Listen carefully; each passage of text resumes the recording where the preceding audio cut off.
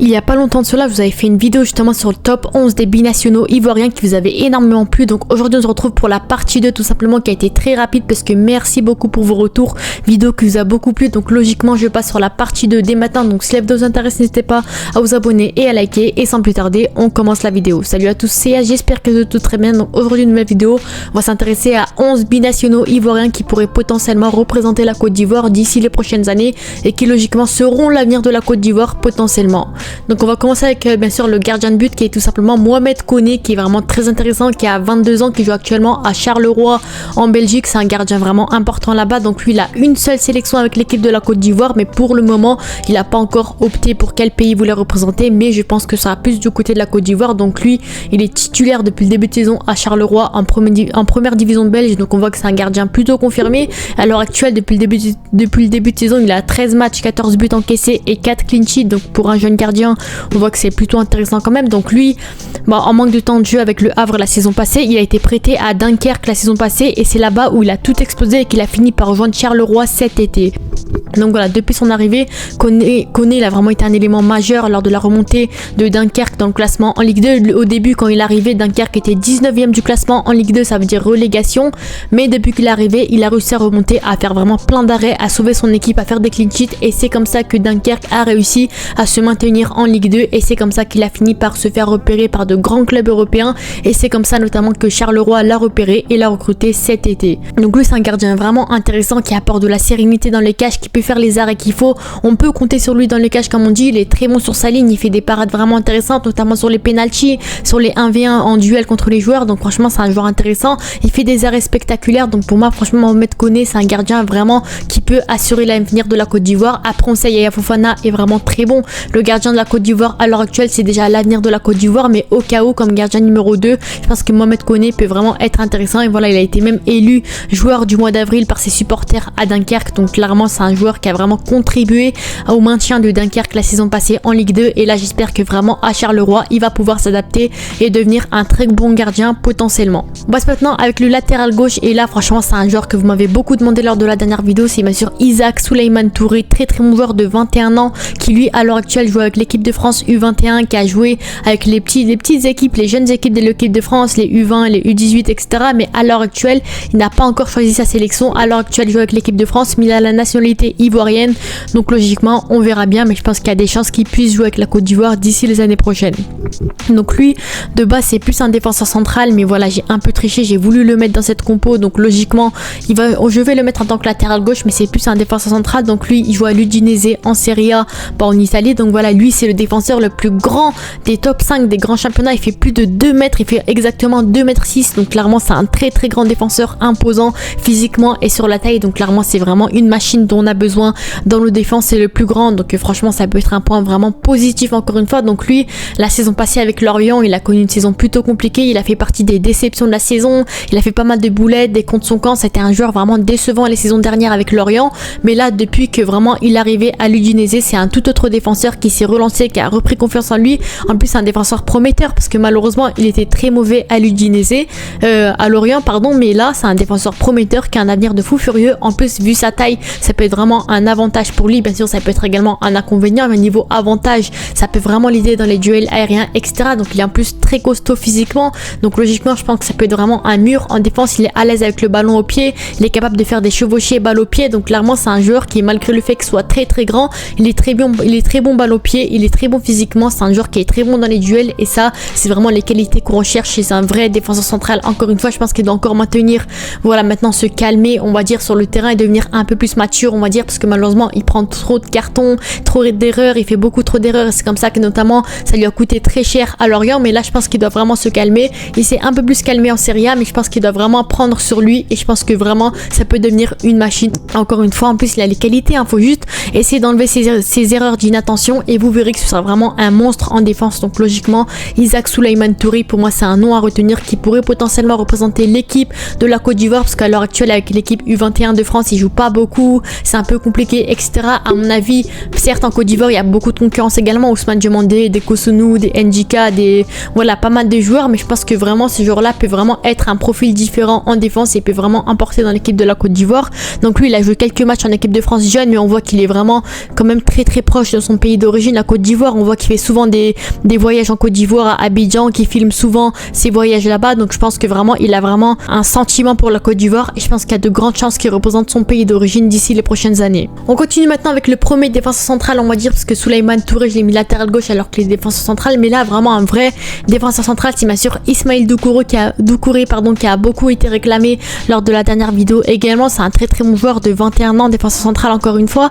Donc lui à l'heure actuelle il a joué avec l'équipe de France U23, mais voilà, il joue pas trop, il est pas toujours titulaire, mais à l'heure actuelle il a l'origine française, malienne et ivoirienne, donc franchement ça va être très compliqué de se le procurer, on va dire, mais je pense qu'il y a de grandes chances qu'il puisse représenter la Côte d'Ivoire. Donc lui à l'heure actuelle, voilà, il joue à Strasbourg, c'est un joueur vraiment important de le 11 de Strasbourg en Ligue 1, il est en plus polyvalent, milieu défensif, défenseur central et latéral droit, donc il joue à tous les postes et ça c'est vraiment une qualité, un point important que les pays pourraient se battre pour l'avoir et je pense que vraiment ce joueur là est vraiment intéressant parce qu'à Strasbourg à l'heure actuelle c'est un élément majeur, il est toujours titulaire, il joue que ce soit milieu de terrain, que ce soit défenseur central, il joue de partout, donc pour moi ça peut être un joueur intéressant qui a de l'expérience. Encore une fois c'est une pépite avec un grand potentiel, donc lui il a joué quelques matchs avec l'équipe de France jeune mais depuis il a plus jamais été rappelé, ça a été compliqué, donc là à l'heure actuelle il n'a pas encore fait son choix de sélection, il est encore en train de réfléchir, on va dire qu'il se concentre avec Strasbourg en Ligue 1 parce qu'ils font plutôt une bonne saison, il est titulaire donc on verra bien, mais en tout cas je pense que vraiment la Côte d'Ivoire peut vraiment en profiter pour se procurer un joueur comme celui-ci, parce que certes en défense centrale il y a beaucoup de concurrence en Côte d'Ivoire etc, mais milieu défensif c'est vraiment très recherché ce poste là.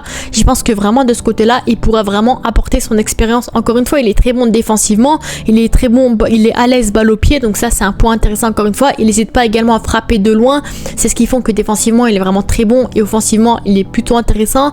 Voilà, il est pas très bon en tacle non plus parce qu'il se prend pas mal de cartons, il se jette pas au sol, mais quand même ça reste un joueur qui est plutôt propre quand il est debout sur le terrain, quand il défend debout, donc pour moi clairement ça peut être un joueur qui peut encore progresser et qui peut encore apporter son expérience à la Côte d'Ivoire potentiellement. On passe maintenant au deuxième défenseur central qui est autre que Junior Diaz, encore une fois qui a que 21 ans, qui joue à l'heure actuelle, apparemment aurait opté pour l'équipe de la Côte d'Ivoire U23, mais pour l'instant il a aucune sélection et il est également français, donc ça dépend un petit peu, lui il a pas encore vraiment choisi, mais je pense que son cœur se penchera plus du côté ivoirien encore une fois. Donc lui il joue à l'heure actuelle à 3 en Ligue 2, c'est un joueur qui est plutôt intéressant. Donc lui de base il est formé au FC Nantes, il a été prêté la saison passée à Annecy en Ligue 2 où il a vraiment tout explosé et dans l'ensemble il a fait de bonnes performances, il avait énormément de temps de jeu, il a beaucoup progressé et c'est comme ça qu'il s'est fait connaître, qu'il s'est fait repérer et c'est comme ça que franchement on voit que vraiment ça fait partie des meilleurs joueurs de Annecy en Ligue 2 la saison passée. Ses stats défensives elles étaient vraiment intéressantes, il était le deuxième meilleur de son équipe en interception et le troisième en termes de blocage de tir, donc clairement c'est un joueur qui est très bon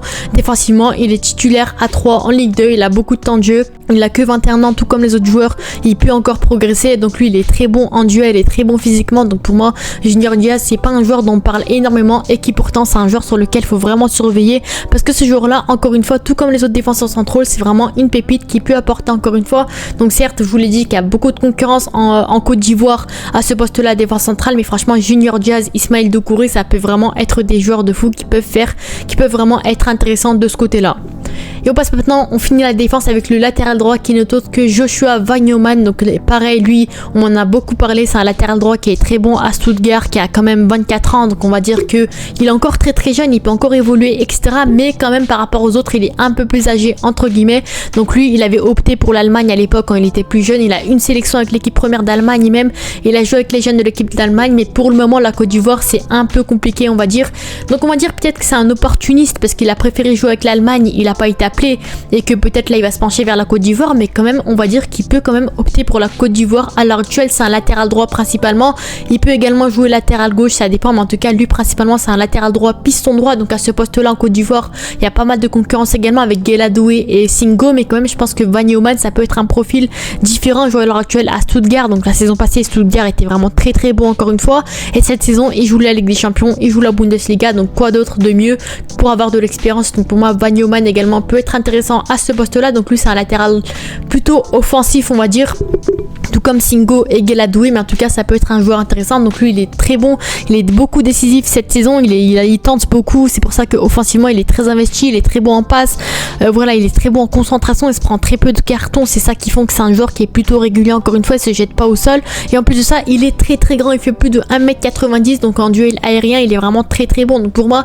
franchement ça peut être un profil un peu différent on va dire par rapport à Singo et Guelladoué. Certes les deux ça reste des latéraux offensifs, mais niveau la taille, au niveau des duels aériens, je pense qu'il a un point en plus encore une fois. Donc pour moi Wanyama ça peut être un joueur sur lequel on pourrait réfléchir, c'est pas la priorité absolue, on va pas se le cacher, mais je pense que vraiment au vu du fait qu'il est polyvalent, il joue à gauche, à droite, c'est un joueur qui est grand, qui est bon, qui offensivement est bon, qui fait une bonne saison, je pense qu'il y a de grandes chances qu'il puisse être appelé par la Côte d'Ivoire très bientôt potentiellement. Et on passe maintenant au milieu de terrain, et avec le milieu défensif c'est juste Abdoulaye Kanté bien entendu, le jeune milieu de terrain de 19 ans seulement qui joue à 3 également en Ligue 2, c'est un joueur qui est vraiment très bon, qui se fait beaucoup parler de lui en Ligue 2 à l'heure actuelle. Donc lui apparemment il aurait opté pour l'équipe de la Côte d'Ivoire U23, et pour l'instant rien n'est sûr encore une fois. Donc c'est un milieu défensif principalement, donc lui son nom il est pas au hasard, il a à peu près les mêmes caractéristiques que N'Golo Kanté, il est petit, il est tonique, il est omniprésent sur le terrain, il est de partout, il court de partout, donc il a en plus de ça un volume de jeu vraiment impressionnant, il joue à gauche, à droite, en attaque, en défense, il est vraiment de partout, il a de l'endurance, et franchement ce joueur là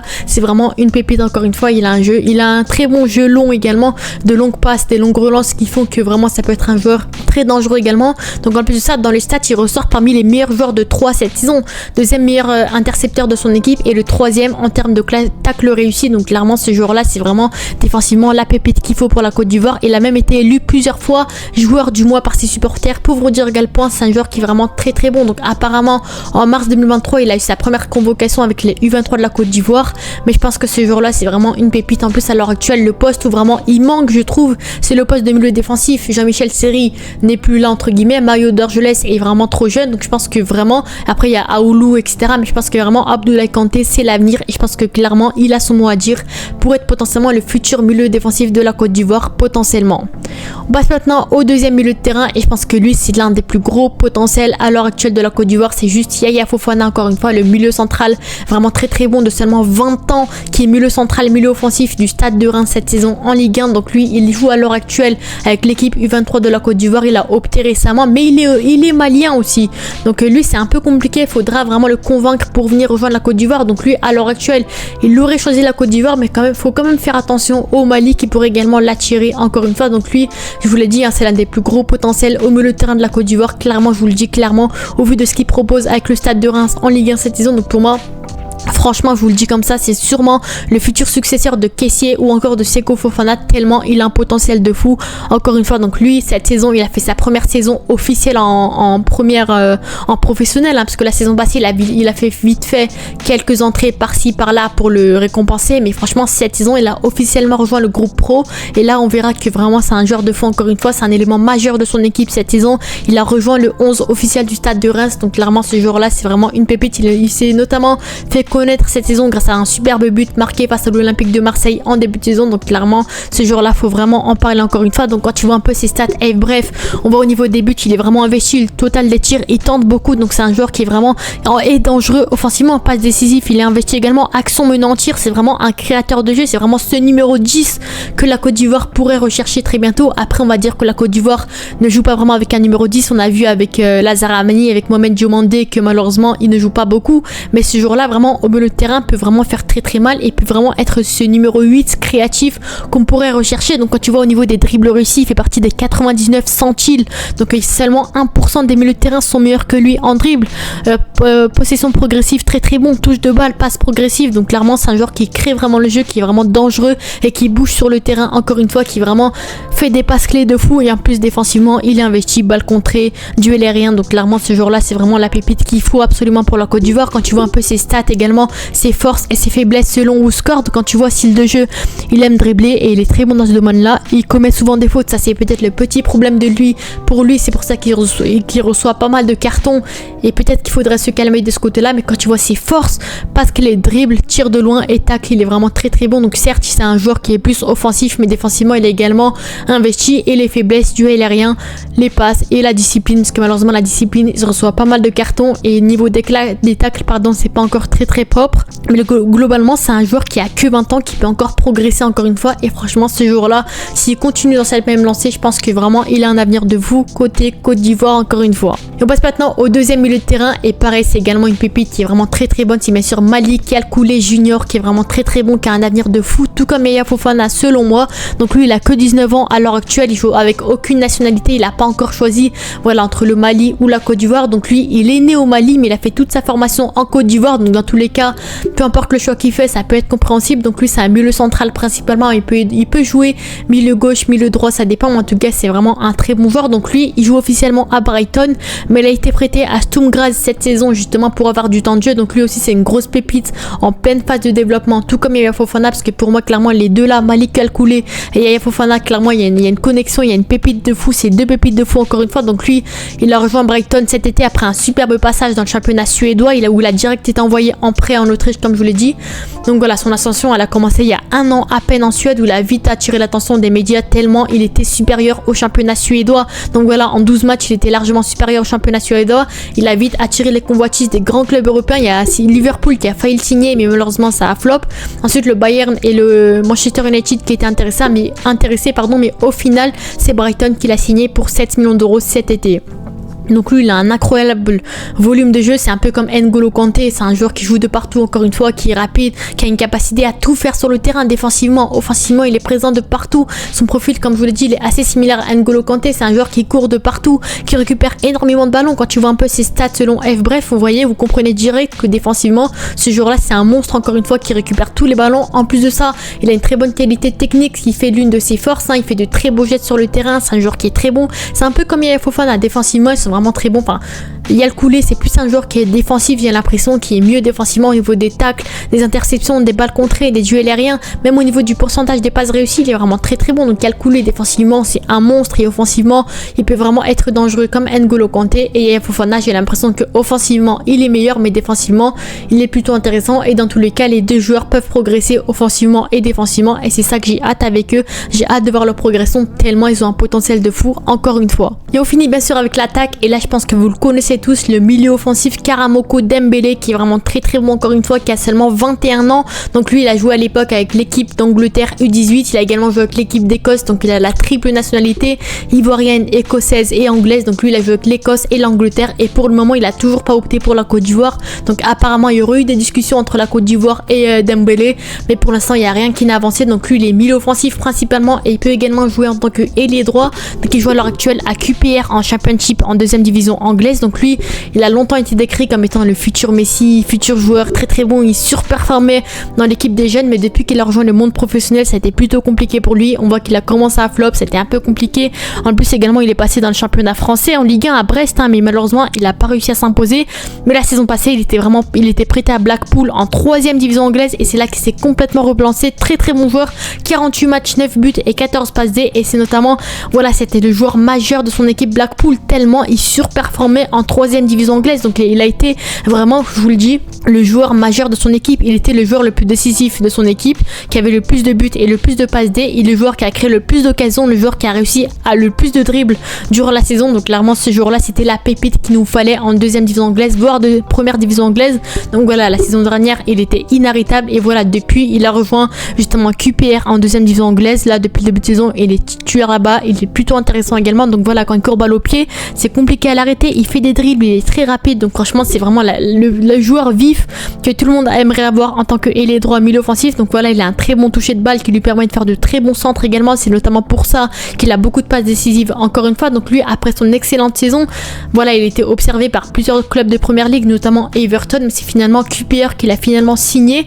Donc quand tu vois un peu ses qualités, ses défauts et son style de jeu, quand tu vois son style de jeu, il obtient souvent des fautes. Donc c'est pour ça notamment, ça rejoint le fait que c'est un joueur qui est très très vif, et c'est impossible à l'arrêter. Carrément, les défenseurs, ils sont obligés de faire des fautes sur lui pour l'arrêter. Il aime donner le ballon dans l'espace, donc c'est un joueur qui est vraiment créateur. C'est vraiment ce numéro 10 que tout le monde aimerait avoir encore une fois, qui est vraiment très très bon, qui est très vif et très technique. Il aime dribbler, il aime jouer en passe court, toutes les qualités qu'il faut pour un milieu offensif encore une fois. Après, quand tu vois ses forces, il sait très bien tirer les coups de pied arrêtés, donc ça peut être un point important pour la Côte d'Ivoire notamment. Il est très bon en passe clé, très bon en dribble, très bon en tir de loin, et très bon en passe en profondeur. Donc comme je vous l'ai dit, pour moi ce joueur là, c'est vraiment la pépite qu'il faut encore une fois. Ça rejoint un peu Yaya Fofana, j'ai l'impression dans le fait que ce soit très vif, que ce soit un joueur vraiment intéressant, qui est vraiment ce numéro 10 qui bouge de partout. Parce que pour moi, Karamoko Dembélé, certes, ça a été compliqué, le haut niveau pour lui, on va dire, le temps de s'adapter, etc. Mais là, il a que 21 ans, il peut encore progresser. Et pour moi, ce jour-là, encore une fois, s'il continue à être très bon à QPR, s'il rejoint un nouveau club, etc., ça peut vraiment être une pépite. Encore une fois, le seul petit défaut qu'on pourrait retrouver, c'est le fait que défensivement, il n'est pas très investi, c'est un peu compliqué pour lui, mais offensivement, c'est vraiment le numéro 10 que tout le monde aimerait avoir, encore une fois. En plus, comme je vous l'ai dit, malheureusement, la Côte d'Ivoire ne joue pas vraiment avec un numéro 10, hein, on l'a remarqué, plus avec des Kessié, des Seko Fofana, des Aoulou, des Jean-Michel Seri, mais offensivement, voilà, il joue pas vraiment avec un numéro 10. C'est comme ça que pour moi, Yaya Fofana et Karamoko Dembélé, ça va être un peu compliqué pour eux de s'adapter, mais je pense que vraiment ces joueurs-là, ça peut vraiment être des pépites, encore une fois, intéressantes pour la Côte d'Ivoire. Donc lui, il y a eu des discussions avec la Côte d'Ivoire, mais pour le moment, il n'y a rien qui s'est passé. On verra bien pour l'avenir. À l'heure actuelle, ses performances en Ligue 2, en Championship, sont pas vraiment très intéressantes, mais je pense que vraiment, si vraiment il réussit à taper dans l'œil des médias, je pense que la Côte d'Ivoire sautera sur l'occasion et pourrait potentiellement s'offrir un Karamoko Dembélé. Et on finit bien sûr avec les deux buteurs. On va commencer avec le premier buteur qui est juste Anjuan Boni, qui est vraiment très intéressant, encore une fois. Donc lui, c'est un buteur de 21 ans qui joue à Parme en Serie A en Italie. Donc voilà, lui, il a joué à l'époque avec l'équipe de France U21, avec les jeunes de l'équipe de France, mais depuis, il n'a plus jamais été rappelé. Voilà, lui, il a des origines ivoiriennes, donc on peut se dire qu'il pourrait potentiellement être appelé avec l'équipe de la Côte d'Ivoire. On ne sait pas, mais pour moi, j'y crois vraiment. Donc lui, il est uniquement buteur. C'est vraiment ce renard des surfaces vraiment intéressant. Donc lui, la saison dernière, il a été un élément incontournable de son équipe pour la remontée de Parme en Serie A. La saison dernière, avec 5 buts et 10 passes D. Donc clairement, c'était un joueur vraiment très très bon qui surperformait en Série B italienne. Donc c'est un attaquant complet qui est capable de décrocher pour participer dans le jeu et également être précieux dans le dernier tiers. Cette saison, il a 17 matchs, 4 buts, 2 passes D. Donc on voit que c'est plutôt intéressant encore une fois. Donc lui, sa plus grande qualité qu'on a pu remarquer, c'est sa qualité de passe qui est vraiment très très bonne. Donc lui, il marque pas beaucoup, mais il revient beaucoup. Il fait vraiment de très beaux centres, de très belles passes et c'est ce qui fait que ça reste un joueur de fou furieux encore une fois. Donc quand tu vois un peu ses stats, bref, on voit qu'au niveau des passes tentées, il est très bon. Pourcentage de passes réussies, très très bon. Possession progressive, dribble réussi. Donc de ce côté-là, c'est un joueur très intéressant. Malheureusement, ce que je pourrais le reprocher, c'est peut-être le fait qu'il ne marque pas assez. Après la Serie A, c'est un peu plus compliqué. C'est quand même plus compliqué que la Série B, mais je pense que vraiment, il faudrait qu'il marque un peu plus. Et pour moi, clairement, ça peut être un buteur, un renard des surfaces qui peut faire très très mal potentiellement. En plus, la Côte d'Ivoire à la recherche d'un buteur potentiellement. Voilà, il y a des Crasso qui peut être intéressant. À l'heure, malheureusement, il est un peu sur sa fin. Karim Konaté, malheureusement, s'est fait des ligaments croisés. Donc pour moi, entre guillemets, c'est un peu méchant, mais je pense que c'est le moment pour lui d'en profiter et de pouvoir s'imposer et pourquoi pas être appelé avec la Côte d'Ivoire potentiellement. Quand tu vois un peu ses qualités, etc., il obtient souvent des fautes. Donc c'est pareil, c'est un joueur qui est vif, qui arrive à dribbler, qui est plutôt intéressant. Passe en profondeur, dribble et passe, il est vraiment très très bon encore une fois. Après, malheureusement, les faiblesses, sa finition ne l'aide pas du tout, c'est compliqué pour lui. Après, il a que 21 ans, comme je vous le dis, il peut encore progresser, mais je pense que vraiment, pour un buteur, la qualité principale qu'il faut, c'est la finition. Et moi, c'est un peu ce qui me dérange, c'est le fait qu'il n'ait pas vraiment une très belle finition. Donc j'espère qu'il va s'améliorer là-dessus et revenir en force potentiellement avec la Côte d'Ivoire d'ici quelques années. Et on finit bien sûr avec le dernier buteur qui est juste Moïse Saïdion. Donc ça reste également un buteur très très bon de seulement 22 ans. Donc lui, il a récemment opté pour la Côte d'Ivoire, il me semble en mars 2023. Il a déjà marqué avec la Côte d'Ivoire en seulement une sélection. Donc clairement, c'est un buteur vraiment très prometteur encore une fois. Donc lui, c'est un buteur. Donc voilà, pour parler des sélections, il est ivoirien, il a choisi la Côte d'Ivoire, mais il pouvait également opter pour le Mali. Donc à l'heure actuelle, il peut encore changer, mais je pense que vraiment la Côte d'Ivoire, ça reste vraiment le meilleur moyen pour lui, encore une fois. Donc lui, il joue à l'heure actuelle à Strasbourg, donc il s'est fait connaître il y a 2 ans en Ligue 2 avec Annecy, avec une très très grosse saison, avec 42 matchs, 20 buts et une passe D. Donc clairement, à Annecy en Ligue 2, il a tout explosé, il était vu comme étant la plus grosse pépite de Ligue 2 il y a 2 ans. Donc clairement, Moïse Saïdion, très très bonne pépite encore une fois. Il s'était imposé comme étant l'un des joueurs les plus prometteurs du championnat. En plus, lui, il est gaucher, mais il est ambidex parce qu'il peut marquer même du pied droit. Donc clairement, c'est un joueur qui est vraiment très à l'aise sur ses 2 pieds. Donc voilà, c'est un bon renard des surfaces qui récupère tous les ballons, qui n'hésite pas à marquer. Il est toujours bien placé, toujours prêt à jaillir et bondir pour marquer. Donc clairement, ce joueur-là est vraiment très très bon. En plus d'être très bon en finition, il est très bon techniquement. Donc vraiment, ce jour-là, c'est la pépite qu'il faut absolument en tant que numéro 9 en Côte d'Ivoire. Malheureusement, ce qui le dérange un peu après son retour à Strasbourg, il s'est énormément blessé. Là, à l'heure actuelle, il est même blessé à l'heure où je vous parle. Donc clairement, c'est ce qui fait que sa progression freine petit à petit. C'est compliqué pour lui. Donc j'espère qu'il va revenir le plus rapidement possible. J'espère qu'il va revenir en forme encore une fois. Parce que lui, il est motivé à 100% et il veut rejoindre la sélection ivoirienne le plus rapidement possible. Donc pour moi, Moïse Saïdion, clairement, ça peut être une pépite de fou. Malheureusement, les blessures ne l'aident pas. Mais je pense que vraiment, ça peut être un potentiel de fou encore une fois. Donc voilà, c'était les 11 binationaux dont je voulais vous parler aujourd'hui. Dites-moi vos avis en commentaire si vous voulez que je parle voilà, d'autres binationaux potentiellement. N'hésitez pas à aller voir la première vidéo si vous l'avez pas vu, la première partie. Sur ce, c'était, n'hésitez pas à vous abonner et à liker. Nous à la prochaine. Ciao.